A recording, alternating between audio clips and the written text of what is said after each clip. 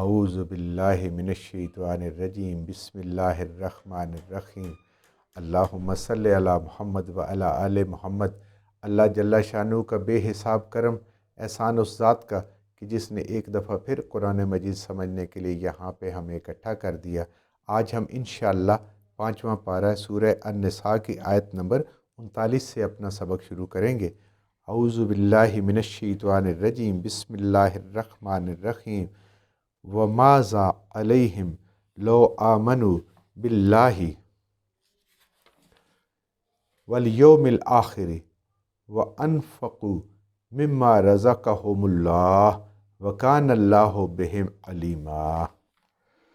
پچھلی آیات میں ہم نے پڑھا تھا کہ بخل کرنے والے اور اللہ کے راستے میں خرچ کرنے والے لیکن دکھاوے کے لیے، یعنی دنیا سے داد لینا، دنیا کی سے تعریف کروانا، دنیا میں اپنی خوشامد کروانا، ان لوگوں کا ذکر تھا، اور ان کو شیطان کا ساتھی اور ان کے لیے دردناک ذلیل کرنے والا عذاب و مہینہ اس کی خبر دی گئی تھی۔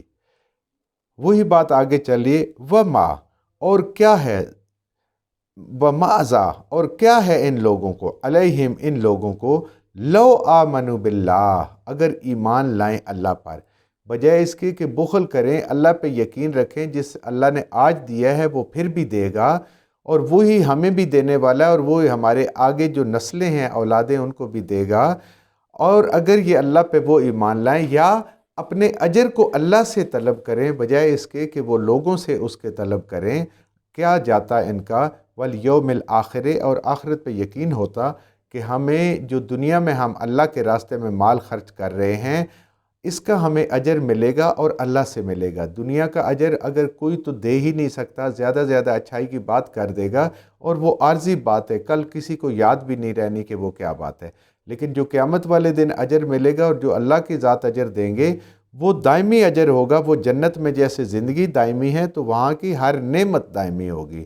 وَأَنفِقُوا مِمَّا رَزَقَهُمُ اللَّهُ، اور وہ خرچ کرتے اس چیز کو جو ان کو اللہ نے دیا ہے، وہ اللہ کی رضا کے لیے خرچ کرتے۔ دنیا میں کسی کو پتہ چلتا یا نہ چلتا، نہ تختیاں لگاتے، نہ اشتہار لگاتے، نہ لوگوں کے سامنے اس کا ذکر کرتے، تو جو اللہ نے دیا وہ خرچ کرتے تو کیا جاتا، بلکہ کیا ہوتا، ان کو بہت اچھا ملتا۔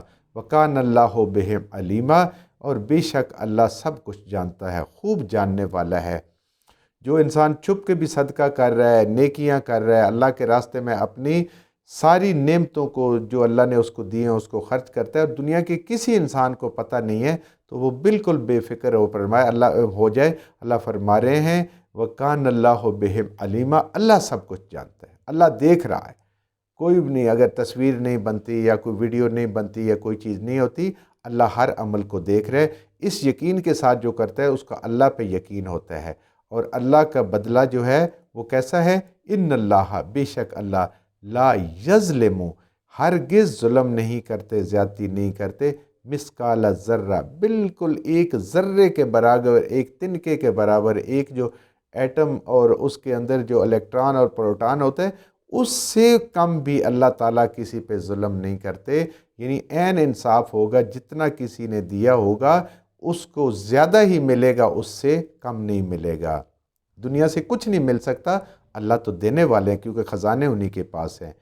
وَإِن تَكُ حَسَنَةً، اور تم میں سے کوئی بھی ایسا ہو، حسنتاً، جو نیکی کرے، جو نیک کام کرے، جو بھلائی کی بات کرے، بھلائی کا سوچے، یضاعفھا، تو اللہ تعالیٰ اس کو بڑھا دیں گے، وَیُؤْتِ، اور دیں گے، مِن لَدُنْہ، اپنے ہاں سے، اجراً عظیمہ، بہت بڑا اجر۔ یعنی جو نیکی کرے گا، اللہ کسی کے ساتھ زیادتی نہیں کرتے، اس کا کچھ ضائع نہیں کرتے۔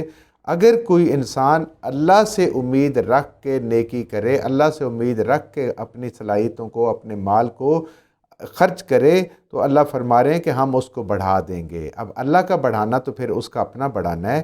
وَیُؤْتِ مِن لَدُنْہ، اور ہم اس کو اپنے پاس سے، جب اللہ تعالیٰ کہہ رہے ہیں کہ اپنے پاس سے عطا فرمائیں گے، یہ مطلب ہے کہ انسان تو بہت ہی کم دیتا ہے، اس کا دل بھی نہیں مانتا، اور ہوتا بھی انسان کے پاس تو بڑا محدود ہے، لیکن اللہ اس کو یؤتی من لدنہ، اس کو اپنی شان کے مطابق بدلہ دیں گے۔ جو بدلہ ملے گا وہ क़यामत वाले दिन अल्लाह की शान के मुताबिक होगा। और अल्लाह की शान कैसी है? अजरन अजीमा, काम छोटा सा होगा, सदका छोटा सा होगा, नेकी छोटी सी होगी, लेकिन अल्लाह करीम जब अपने हाथ से देंगे, अपनी शान के मुताबिक देंगे, और वो अजर अजीम होगा। अब देखिए, अल्लाह जिसको अजर अजीम फरमा रहे हैं तो वो कितना बड़ा अजर होगा। वो ही हो सकता है एक ही कोई ऐसी बात हो जाए जो इंसान की बख्शिश के लिए काफ़ी है। अल्लाह अपनी शान के मुताबिक देंगे और अजर अजीम अता फरमाएंगे। ये मेरे रब फरमा रहे हैं। फ़कैफ़ा, तो पस कैसे होगा, इज़ा जिहना, जब लाएंगे हम। ए इंसान, दुनिया में तो तू दुनिया के लिए ये सारे कुछ कर रहा है, लोगों में अपनी तारीफ़ कर रहा है, लेकिन अल्लाह के यहाँ जो अजर मिलेगा, और ज़रा याद कर वो दिन कैसा होगा, वो वक्त कैसा होगा। इज़ा जिहना, जब लाएंगे हम, मिन कुल्ल उम्मतिन बिशहीदा, हर एक उम्मत पे उस पे गवाह लाएंगे। हर एक उम्मत का कौन गवाह है? जो नबी उस उम्मत की तरफ मबूस किया गया, जो पैगंबर, जो रसूल जिस उम्मत की तरफ मबूस किया।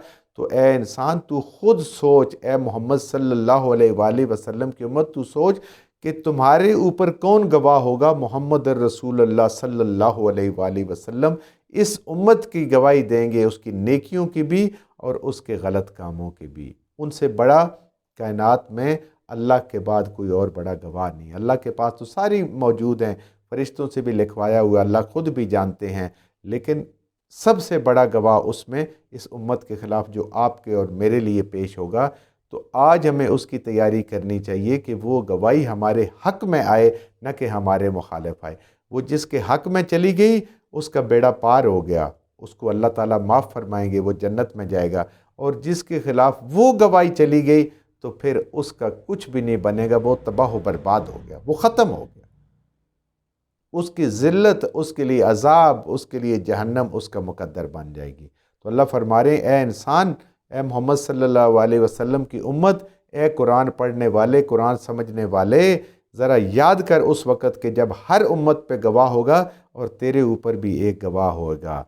वजिअना बिका, और लाएंगे हम तुम्हें, अला, तेरी वो शान है मोहम्मद सल्लल्लाहु अलैहि वसल्लम की उम्मती, नबी करीम सल्लल्लाहु अलैहि वसल्लम के, तेरी वो शान है कि हम बनाएंगे तुम्हें अला हाउला शहीदा, जो पिछली उम्मतें गुजरी हैं उनके ऊपर तुझे गवाह बनाएंगे।